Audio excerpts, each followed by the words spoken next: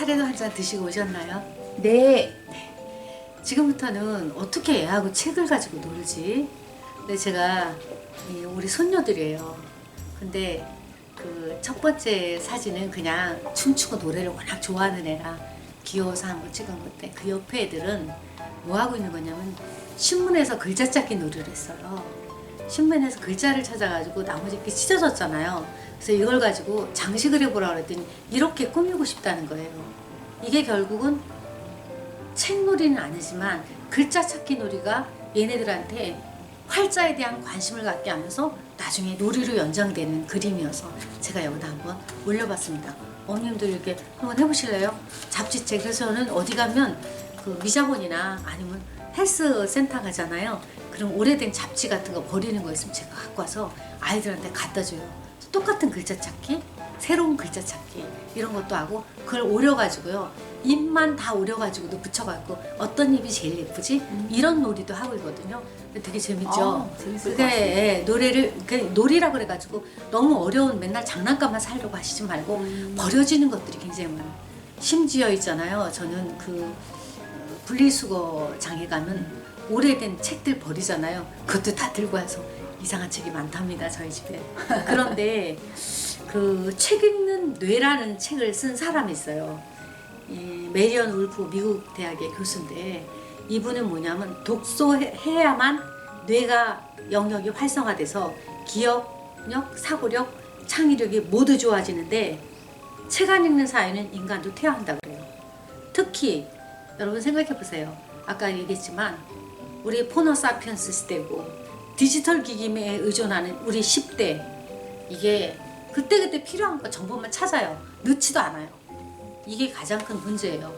그래서 저는 이 한번 어머님들한테도 권하고 싶고 선생님들한테도 권하고 싶어요. 책 읽는 뇌, 그 다음에 다시 책으로, 이 두 가지 책을, 뇌에 관한 책인데 독서하고 뇌거든요. 한번 읽어보시면 되는데, 우리가 애들한테 독서가 뭘까 한번 생각해 보세요. 애들한테 영유아기, 영화들도 독서를 할 수 있을까? 독서가 뭘까? 독서 개념에는 이제 제일 중요한 게 청각, 시각, 언어를 담당하는, 그래서 이 기억하고 감정하고 연결하는 굉장히 복잡한 과정이에요, 독서라는 것 자체가. 그러니까 여기서 영아들한테는 책 읽기만이나 아니라 책이나 잡지, 신문, 잉크 같은 걸로 쓰여진 것도 있지만, 컴퓨터 디스플레이, TV, 그 다음에 휴대전화, 전자책 리더들 있죠. 요즘은 오디오북도 많으니까 이런 것들을 다 합해서 독서로 해야 돼요. 그러니까 책만 읽는다 그러니까 어머니들이 굉장히 헤매시는데, 다. 그래서 아까 신문지 갖고 노는 거, 잡지책 갖고 노는 것도. 근데 아까 말씀드렸을 거예요. 책을 읽을 때 그냥 눈으로만 보는 거하고 소리 내서 읽는 거하고는 굉장히 달라요. 왜냐하면 이 책 읽기의 방법이 세 가지가 있거든요. 낭독도 있고 묵독이 있어요. 묵독이 눈으로만 보는 거예요. 소리 안 내고. 그 다음에 어떻게 속독이 있어. 속독. 근데 애들은 속독해봐야 소용없는데 속독을 해요, 애들이. 어떻게 속독하려면 Z자로 있거든요. 첫 줄부터 대각선으로 왔다 다시 가는, 이렇게. 있는데 이거는 집중력이 굉장히 높아야 되고 사실상 대학생 때부터 하는 거지. 근데 제가 좀 엉뚱해가고 제가 굉장히 호기심이 많은 사람이었거든요. 제가 왜 교수가 됐나 이렇게 생각하면 호기심 많아서 되지 않아요. 초등학교 5학년 때 엄마한테 얘기했어요. 초등학교 5학년이래 봐야 60년 대입니다, 대한민국. 근데 엄마한테 매일 엄마가, 제가 좀 밥을 좀, 입이 짧아서 밥을 좀 조금 먹어요. 근데 엄마가 막 화를 내면서 다른 집 애들은 밥도 잘 먹는데, 그래서 내가, 엄마, 나는 크면 밥을 안 먹고 알약만 먹어도 되는 세상을 만들 거야. 왜 밥을 매번 엄마는 해야 되고 나는 먹고 또 설거지도 해야 되고 이렇게 복잡하게 사람들은 살까? 이랬던 사람이에요. 그러니까 쟤는 굉장히 일찌감치부터 속독학원도 다녀보고 또 이 브레인 트레이닝도 해보고 다 해봤는데, 결국은 제일 좋은 거는 책을 읽는 방법이 제일 좋더라. 또 소리 내서 읽는데. 그래서 우리가 책을 잘 읽는 애들은 읽기 능력만 좋아지는 게 아니에요. 듣는 뇌, 또 사용하는 뇌, 쓰는 뇌. 사용하는 뇌 중엔, 쓰는 뇌 중엔 어떻게 글씨 쓰는 거예요. 문장력이 좋아지는 거죠. 일단 말하는 뇌, 그러니까 말하고 쓰고 읽고 듣고가 한꺼번에 되는 게 뭐예요? 독서예요. 그게 언제까지 형성돼요? 6살까지. 여러분이 어떻게 데리고 노느냐가 다르니까 애들의 독서라 그래갖고 책만 읽는다 생각하면 안 된다는 거예요. 잘 듣는 것도 독서예요. 그 다음에 잘 말하게 하는 것도 독서예요. 그 다음 심지어 애들한테 7살짜리 애들 책 읽는 애한테 제가 우리 손녀한테 숙제를 내줬어요. 일주일에 2권씩 책을 읽고 제목과 주인공 이름만 써와라. 하루에 3권씩. 이게 그 양이 어마어마해요. 초등학교 1학년까지 있는데 걔가 글을 정말 잘 써요. 근데 아까 얘기했죠. 우리 아들이 한글을 모르는데 그림만 읽어도, 그러니까 아까 이제 독서라고 그래서 꼭 글자를 낱낱이 읽어야 되는 게 아니라고 그랬잖아요. 그림 보고 읽어도 돼요. 아기곰 푸우가 친구 누구를 만났습니다. 숲속에서 놀다가 다른 곳으로 갔습니다. 이렇게 말하더라고요. 그것만 해도 좋다라는 얘기예요. 그래서 독서가 놀이가 되려면 여러분이 그럼 어떻게 해야 될까? 놀이가 되려면 움직여야 돼요. 감각이 있어야 되고 감정이 개입돼야 놀이가 되는 거지. 노는데 감정 없이 놀고 감각 없고 움직임도 안 하고 이러면 안 돼요. 그러니까 엄마들은 애들이 기본적으로는 지가 선택한 책을, 그죠? 목도 운동하고 손가락으로 짚어보기도 하고 눈하고 손을 본 것을 손으로 짚어보기도 하고 눈 운동, 좌우로 눈 운동하고 이렇게 해요. 더군다나 좀 시간 좀 길어야 돼. 20분은 돼야 돼. 책 줘놓고 엄마 다 읽었어 이러고 나오는 애는 아직 놀이가 안 된 거야. 몰입이 안 된 거죠. 그리고 애들한테 아까도 얘기했지만 애들은 보는 대로 머릿속에 그림을 그리기 때문에 너무 끔찍한 장면이나 나쁜 건 보여주면 안 돼요. 그래서 되도록이면 어머님들이 글자보다 그림을 읽는 것부터 먼저 시작을 해서 발음이 쉽고 또 애들한테 발음이 쉬우면서 단순해야 돼. 그래서 사과가 쿵이라는 동화책 있죠. 사과가 쿵. 사과가 쿵이 얼마나 많이 나오는지 몰라. 단순하면서 어떻게 돼? 반복적으로 따라하기 쉬운 말로 읽어주는 것. 이게 놀이가 되는 거야. 애들도 쿵 하는 거죠. 재밌게 애들하고 아이들 어렸을 때 한 것 중에 하나는 뭐냐면요. 선녀와 나무꾼이었어요. 우리나라 전래동화인데 선녀와 나무꾼이 아이를 셋 날 때까지는 안 줄 거라고 그랬는데 우리 애들이 6살인데 물어봤어요. 엄마 왜 셋을 낳으면 날 때 준다 그랬어. 셋을 날 때 주면 어차피 애 둘을 껴안고 하나 업어야 되는데 그러면 날개 옷이 있어도 하늘로 올라갈 수가 없잖아. 무거워서. 그렇게 설명해 주는 거예요. 차라리 그게 편한 거니까. 그리고 애들이 알아요. 그런 설명도 애들이 이해하게끔 해줘서 읽으면 글자 전혀 몰라도 괜찮다는 거예요. 그 다음에 제일 중요한 건 아까 책에서 얘가 예를 들어 아기곰 푸우를 얘기를 해요. 얘가 지금 꿀 따라가는 거하고 친구하고 날 때 동작의 발동작이나 손동작이 다르거든요. 이 동작의 차이를 알게 하는 것도 굉장히 중요해요. 그래서 사람이 읽은 것만큼 본인이 경험한 것처럼 느껴지기 때문에 마치 지는 한 번도 안 만나봤어. 그런데도 애들이 본 것 같아야 되거든요. 그 다음에 마지막으로 항상 엄마나 친구나 아빠가 선생님이 다 같이 사회하는 과정이거든요. 영유아 때는. 여기 엄마가 보이시죠? 이 엄마가 손가락으로 짚어가면서 아이한테 설명을 해줍니다. 사회 과정이에요. 그래서 애들은 엄마하고 아이하고 하든 선생님하고 아이하고 하던 스마트폰이나 그림책이나 TV를 볼 때 혼자 보게 하지 말라고. 그게 재밌게 노는 방법이에요. 애들이 혼자 놓으면 보다 자기도 하고 혼자 보면 뭐에 시각만 활동되는데 제가 자랑질을 또 하나 할게요. 우리 조카가 있는데 서울대 물리학과 다녀요. 이제 졸업을 했겠네요. 근데 그 친구가 우리 집에 왔는데 그때 그 아이가 본 그 TV의 만화가 아기곰 푸우였어요. 근데 그 엄마가 옆에 앉아갖고 야 푸우가 지금 뭐 하러 가는 거야? 그랬더니 얘가 조용히 해봐. 지금 꿀 따는 것 같아. 아 그래? 꿀 따서 뭐 하려고 그러는데 애는 그냥 말하면서 계속 대꾸를 하면서 앞으로 진전되는 상황을 설명을 해주더라고요. 걔가 초등학교 4학년 됐는데 교대 영재원에 들어가더라고요. 근데 뭐부터 했는 줄 알아요? 그거 동화책 그렇게 읽고요. 그 다음에 손가락으로 세마기를 배웠어요. 손가락을 이 주판 하듯이 그런 걸 하는데 너무 잘하는 거예요. 근데 그거 엄마는 그것만은 유아교육도 전공도 안 했는데도 아이들은 옆에 가만 놔버려두면 정체된다고 알고 있더라고요. 계속 상호작용을 해주는데 언제까지 하느냐. 초등학교 때까지만 딱 끝난 다음에 그 다음부터는 애한테 딱 맡기더라고요. 걔가 하나고등학교인가? 그 자립형 학교죠. 사립학교라고 그러나? 거기 지금 이제 앞으로 없어질 거라고 그러더라고요. 그런 자율형 사립고인가? 거기 가더니 서울대 물리학과를 가고 그 다음에 수학 전공을 하고 이러는 걸 보고선 저는 아이들을 할 때 애가 신통한 대답을 하잖아요. 그럼 어머 그랬어? 어떻게 그런 생각을 다 했어? 장단 맞춰주는 거.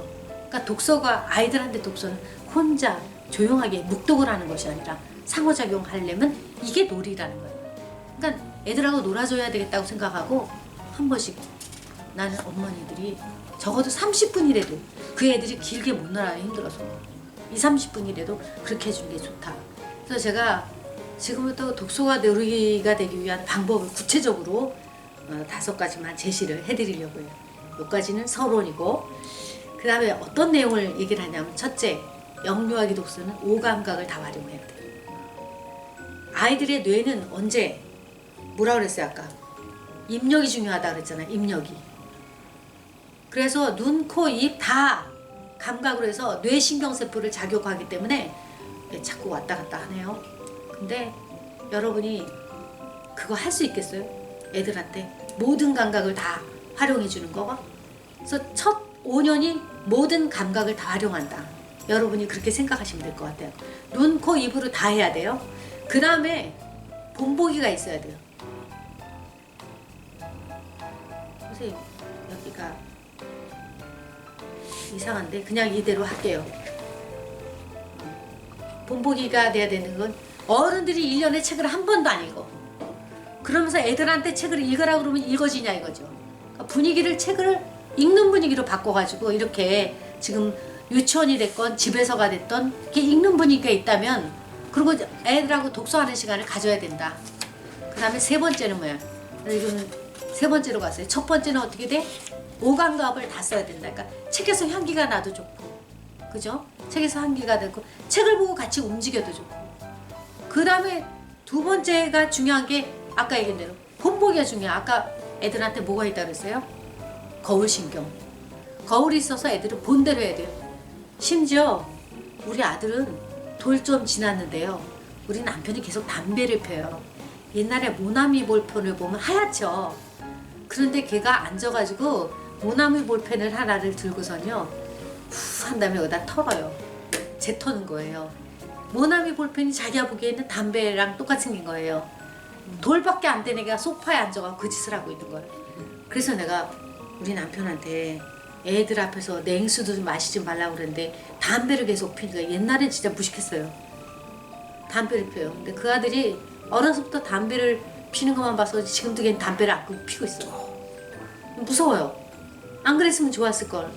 근데 세 번째로 이게 더 중요한 게 그거보다 감각으로 입력되는 것도 중요하고 애들한테 본보기도 중요한데 더 중요한 건 뭐냐면 사랑하는 마음하고 신체 접촉이 중요해요. 그래서 신경세포하고 아까 얘기했죠. 뇌세포와 이쪽 뇌세포가 연결될 때는 신경전달물질이라는 게 움직인다 그랬죠. 신경전달물질에는 이게 50가지나 있는데 제일 중요한 게 안아주잖아요. 안아주면 옥시토신이라는 사랑의 호르몬이 나온대요. 그래서 다른 사람하고 교감할 때도 나오는 건데 안고 있으면 애들이 저절로 행복해지는 거예요. 안고 있는데 싫어하는 애는 하나도 없어요. 근데 엄마가 어떤 마음으로 안았냐, 꼴보기 싫어서 안았으면 얘도 금방 알아요. 신경전달물질이 안 나와요. 아까 얘기했지만 이쪽 세포와 이쪽 세포가 연결할 때 여기서 나오는 호르몬, 여기서 나오는 신경전달물질, 이게 굉장히 중요하기 때문에 그 신경전달물질이 서로가 옮겨질 때 이쪽에서 이쪽으로 탁 옮겨지는 순간에 물질만 하는 것이 아니라 화학작용으로 빛이 난다 그랬잖아요. 0.5볼트의 빛이. 그래서 품에 안고 책을 읽어주라.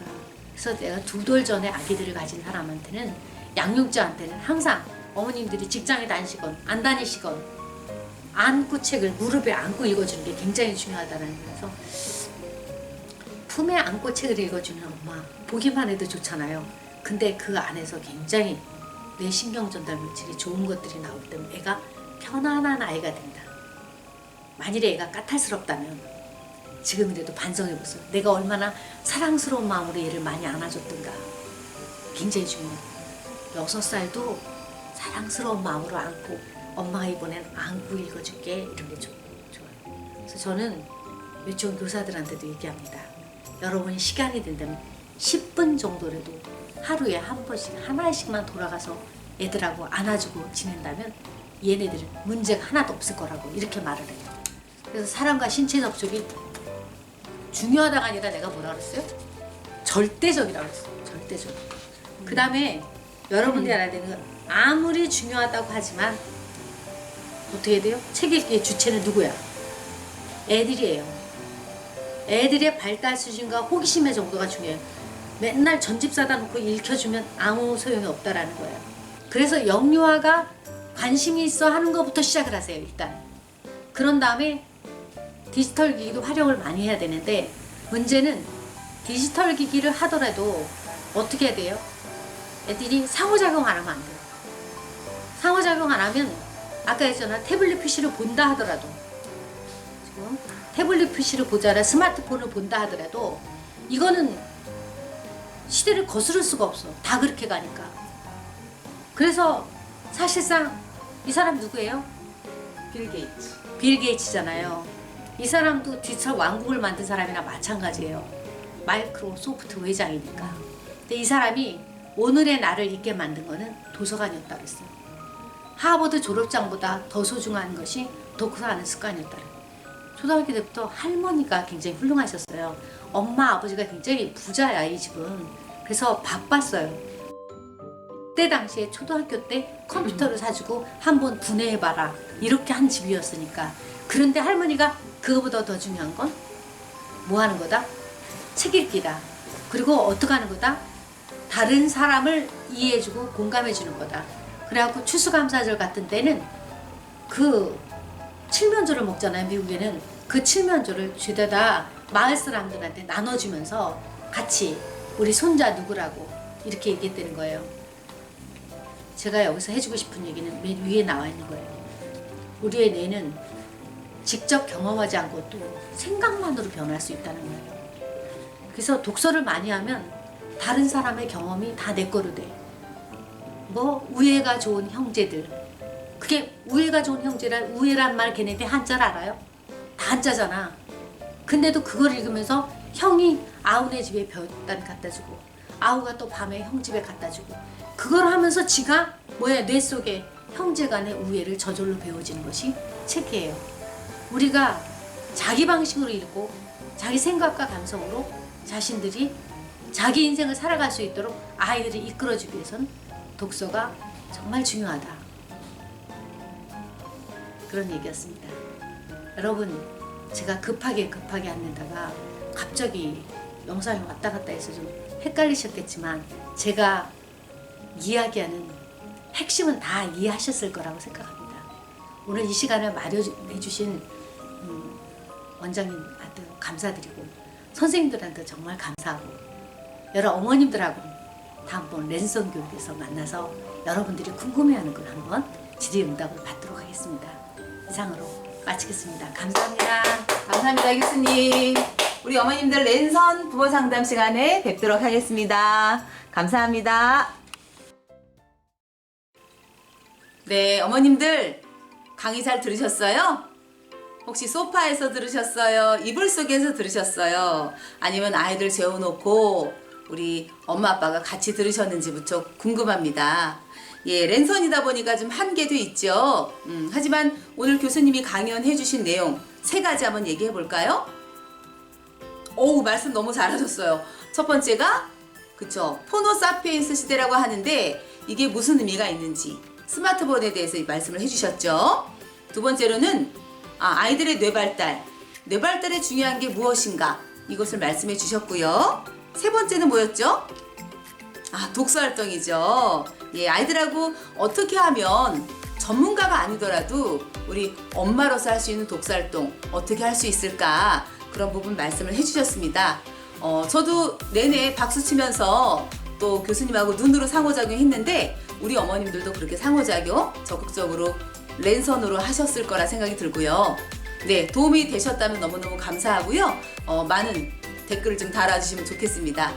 네, 그러면 다음 시간에 물론 오늘 첫 강의를 금요일 날 듣는 분들도 있고 주말에 청강하시는 분들도 있을 텐데 다음 주 수요일에 11시 그리고 오후 1시에 교수님을 모시고 랜선 부모 상담 자리를 진행할까 합니다. 그래서 유치원에서 금요일에 저희가 그 링크를 걸 겁니다. 그래서 줌을 통해서 어머님들 온라인 화상으로 들어오셔서 한번 연습을 해보시고 다음 주 수요일 날 랜선 부모 교실이 열리면 원하는 시간에 11시 혹은 1시에 들어오셔서 저희가 다 초대 드릴 겁니다. 들어오셔서 전문가 상담을 좀 받고 싶은 부분들 같이 공유하시면 좋겠습니다.